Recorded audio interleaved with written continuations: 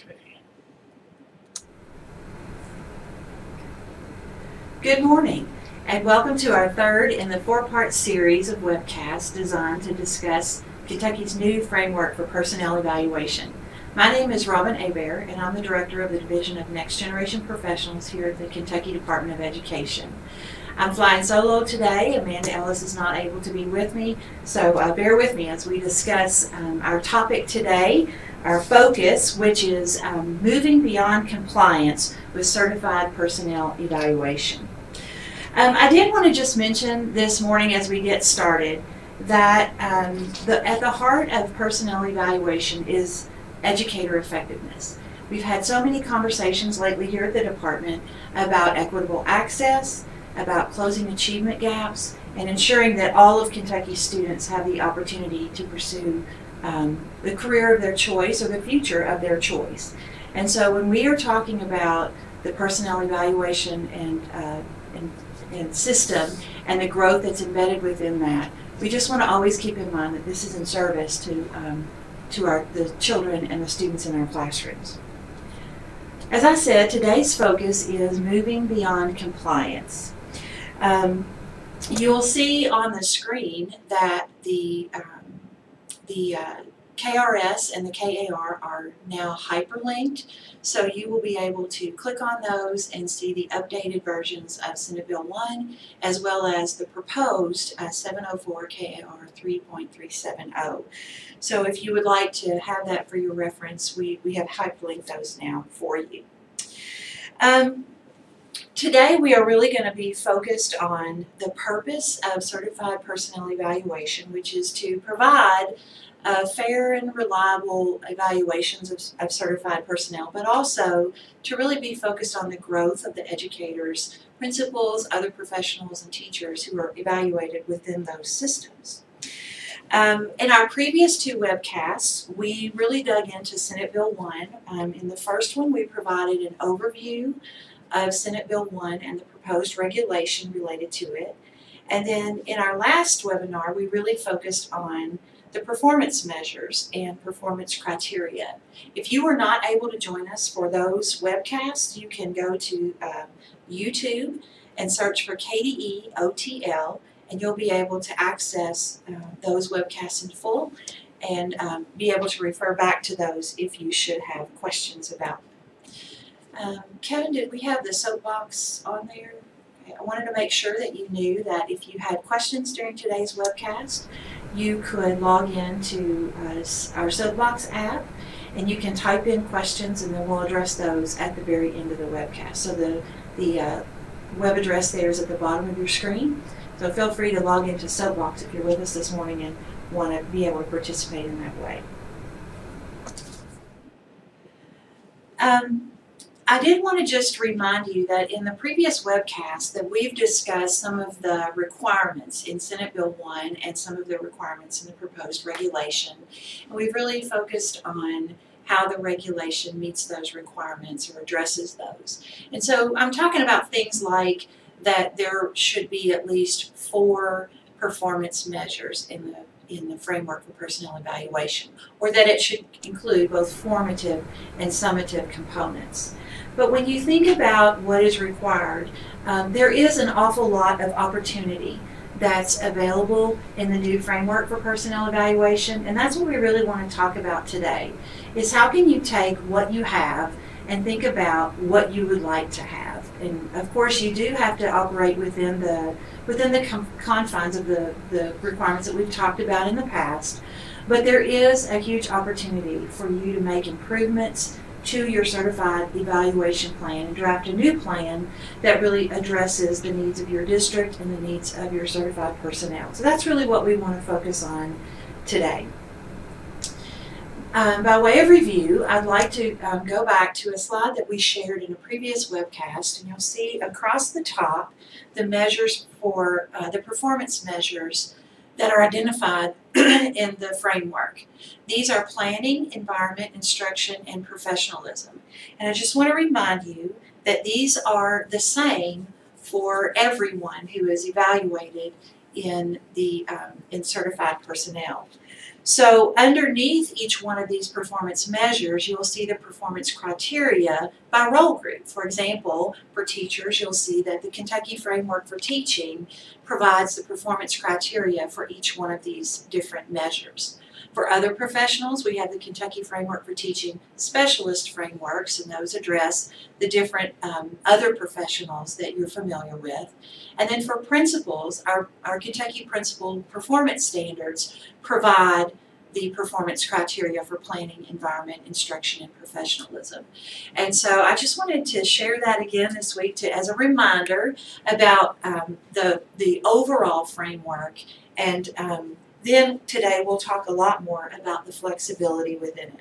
Last week we also talked about how districts and 50/50 committees are now thinking about their evidences for each one of these performance measures, and how you'll need to think about assignment of a rating for each one of those.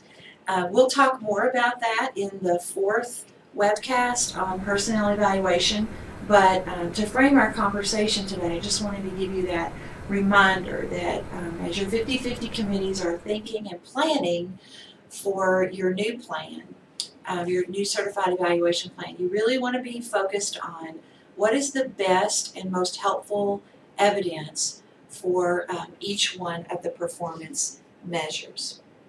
I also wanted to mention on this, while you're still looking at this slide, that it's really important and helpful to think about evidences that are embedded within the work that you already do. Teachers have really communicated that to the department, and through our teacher and principal effectiveness committees, we've heard that over and over, that the work of personnel evaluation and the growth that's embedded there should be very much about what teachers and other professionals and principals do on a daily basis. So as we go through today's webcast, please keep that in mind. One last thing while we're still on this slide that I wanted to mention is if you look at the column under instruction, when you really think about how principals demonstrate instructional leadership, one really important component of that is how they provide feedback to teachers and other professionals about their practice. And so I just want you to see how under instruction all of these things are interrelated, and they're very much about the daily instruction or daily experience or delivery of service that connects right to students. And so again, how this is all related to the daily practice and experience of teachers, other professionals, and principals. That's what we really, really want to focus in on today. Wanted to also review the definition of sources of evidence. So these are district-determined evidences that are aligned to the performance measures, and they're used by evaluators to inform those performance measure ratings that we are going to discuss more in the fourth webcast. But we have the words district-determined bolded here because this is where there's a huge opportunity for your 50/50 committee to really think about the evidence that you want to collect around each performance measure. From the perspective of those who are being evaluated, I think that it's really important that these evidences be tightly aligned to the performance criteria and very applicable to the work that they do every day. You also want to think about the evidence that's being collected in terms of time and effort.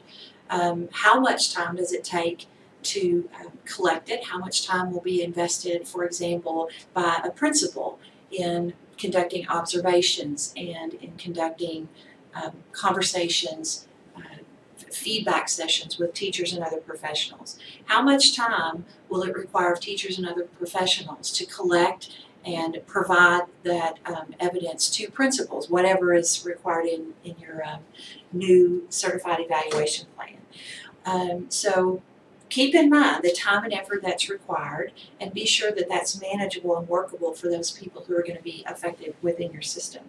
And finally, you also want to be thinking about the evidence that is most useful to the professional growth of the educators who will be involved in the system. They have preferences certainly about the types of evidence that are most helpful. For example, overwhelmingly, teachers tell us that they like they like it when their peers are in their classrooms and they provide feedback to them. So be thinking about what is most helpful and useful and desirable to the people who are working within your system. I also wanted to go back to something we discussed in a previous webcast, this example of the performance measure of instruction for teachers.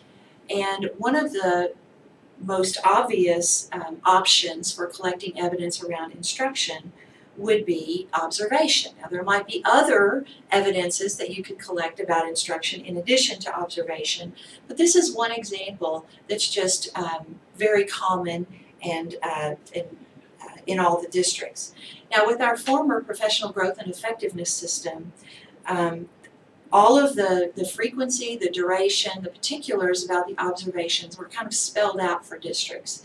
And so with this new certified evaluation plan that each district will develop, you are having the opportunity to think about the role that observation will play in evidence around instruction, and also the particulars about how often teachers and other professionals might be observed and principals, the frequency of those observations, the duration of those observations, and how they might be collected virtually, on paper, etc.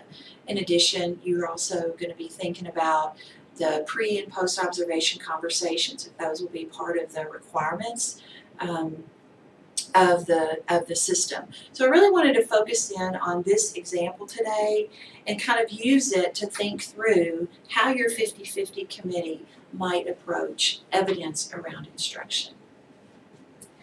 So if your 50-50 committee is thinking about evidence around instruction, we know that this evidence should promote growth and evaluation, that it should reflect daily practice, it should address key performance criteria.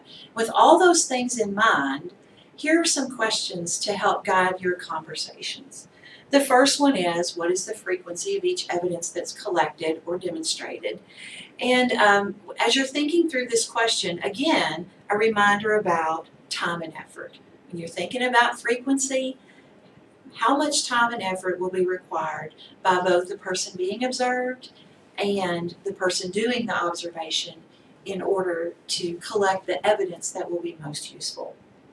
Another question that you might want to think about is, how is the evidence to be collected? We've heard from districts that some districts have asked teachers, for example, to collect a portfolio or to assemble a portfolio of evidence. So if this is something that you want to think about including, and it certainly is allowable within the new system, but if this is something that your district is considering and your 50-50 committee is talking about, keep in mind that the forms and the processes would have to be provided and determined by the committee, and that you want to make sure that you're not asking teachers, other professionals, or principals to really manufacture evidence, but that it should be authentic evidence that's coming from their practice and that is most helpful to them. Also, when you're thinking about the evidence to be collected, there will be the burden on the principal to dig through what has been collected, and to really think about and evaluate that evidence. And so, again, think about the authenticity of it. Is it something that really speaks to the effectiveness of the teacher or the other professional, or is it something that is being collected for the purpose of collection? So really think about how the evidence is collected and presented to the evaluator and what it would be most useful and helpful to both parties in that collection of evidence. The third question is there a possibility of differentiation between tenured and non-tenured teachers or other professionals? For example, when you think about your early career teachers, would it be helpful to them to be observed more or less often than your tenured teachers? Would they benefit from more frequent conversations and feedback cycles with their peers or with principals than tenured teachers? You know, right now, the former professional growth and effectiveness system said a lot about the frequency of observations, and it was basically the same for tenured and non-tenured teachers, except for the time span. So for non-tenured, 1 year; for tenured teachers, a 3-year time span. But you have the opportunity to think about what is most helpful and useful to both of these groups, both tenured and non-tenured. So include that in your conversation among your 50-50 committees. What would be most beneficial, especially in terms of the growth of these educators at different places in their careers? And finally, try to think about unintended consequences. This is a hard question to answer because sometimes, as we say here at KDE, you don't know what you don't know. And so it's important for you to spend some time within the 50-50 committee and even in conversations with the educators in your district about unintended consequences of the components of your system. So one of the really important pieces of unintended consequences that it seems like I'm a broken record today talking about connection to daily work, but always think about the unintended consequences of the observations or the evidence that you collect being too far removed from the daily practice of what educators are actually doing. Keep that as tightly tied to their practice so that it can have the maximum impact that you intend. One last comment before we move on is that I'd like for you to also think about your current certified evaluation plan. With your 50-50 committee, you might want to really consider what is working that's in your current plan that you want to migrate forward to your new plan, and what is not working and why. And maybe you can think about some of those practices or some of those procedures and make adjustments to them so that they do help you to achieve the goals that you have for your system.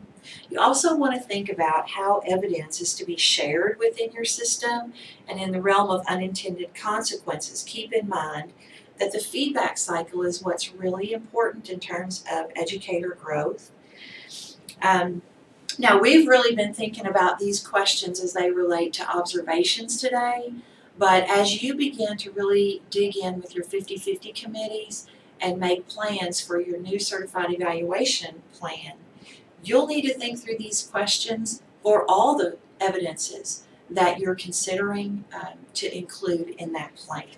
So it's really important to get this part of your plan right so that you can achieve the goals that you have for your educators who will be evaluated within the system. A couple of additional thoughts to consider as you're thinking through evidences and the best practice or the best case scenario that you can have. And that is the processes and procedures need to be really clear to everyone within the system. You know, it's possible that many certified evaluation plans will have significant change from last year to this year. You have the opportunity to make a lot of change, and so it's possible that that's where your 50-50 committee is thinking right now.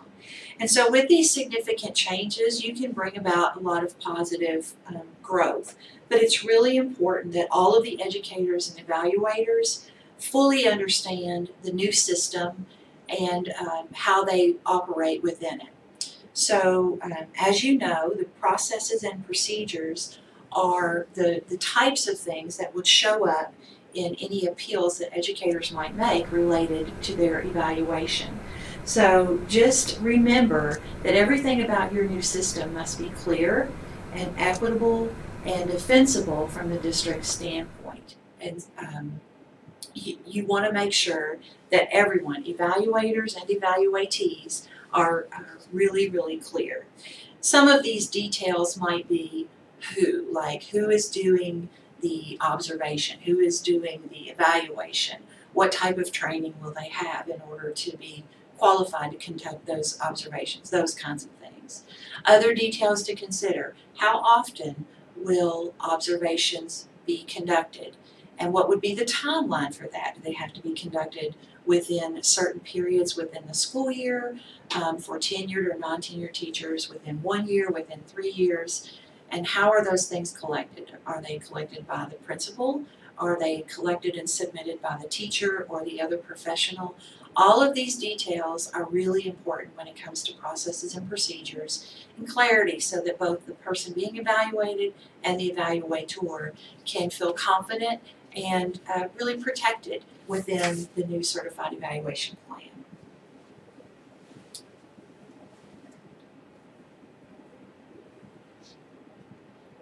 Wanted to just review kind of where we are in this process, because I know that it's kind of a frustrating time for 50-50 committees as you're trying to think about and talk through and make decisions about your new certified evaluation plan, but we're also waiting for final approval on the regulation. So just a reminder about what has been done so far and what is currently ongoing. In October of this year, the Kentucky Board of Education did approve the proposed regulation. We've talked a lot about the process that we went through to draft that regulation.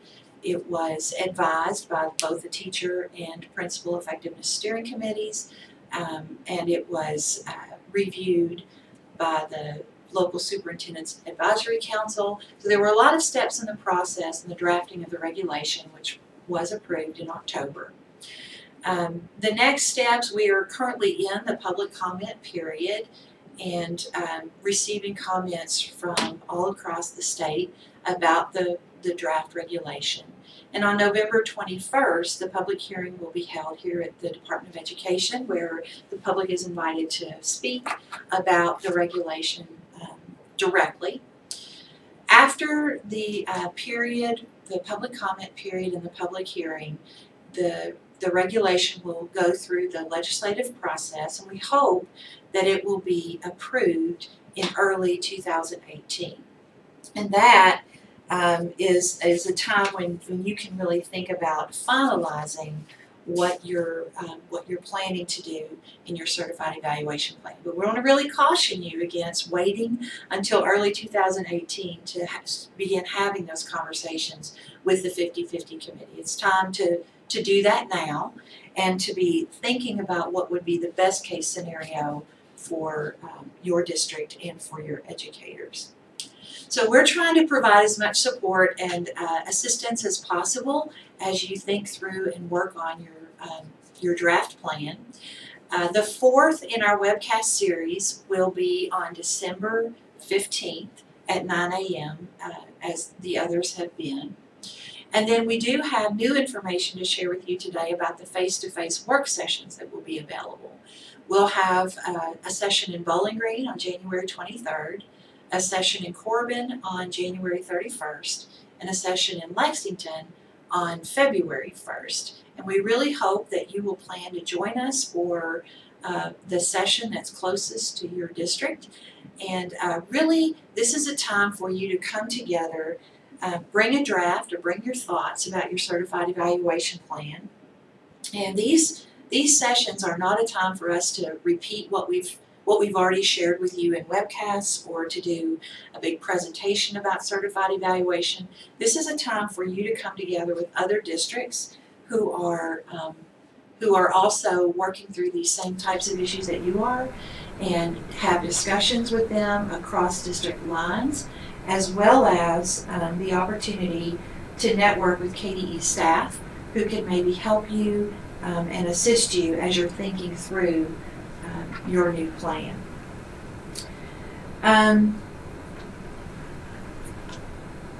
We also have included on the bottom of the slide the contact information for Christine Meiksberger and Todd Davis here at the department. Of course, you can contact me, Christine, or Todd about any questions that you have during the early meetings that you're having and early conversations with your 50-50 committees, and we'll be happy to assist you in any way that we can.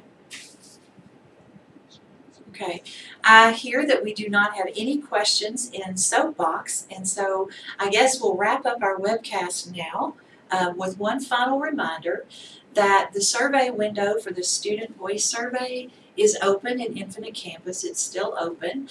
The fall reporting window closes on December 1st, so if you were hoping to have reports in the fall, Those will be available on December 1st, but then the window will remain open into the spring, and you can also have spring reports as well. We'll give you more information about that later on. But just wanted you to know that the fall window for reporting closes on December 1st. Okay. I guess if we have no questions in Soapbox, our time together is drawing to a close. Keep in mind that we are happy to provide any kind of support and assistance that we can as you work with your 50/50 committees through these really important decisions that you're making about certified evaluation plans. And I guess the theme for today is to really think about evidence that is aligned and applicable and useful to teachers and other professionals and principals, and that is most embedded in their work. Hope you have a great Thanksgiving next week, and we'll talk to you again in December.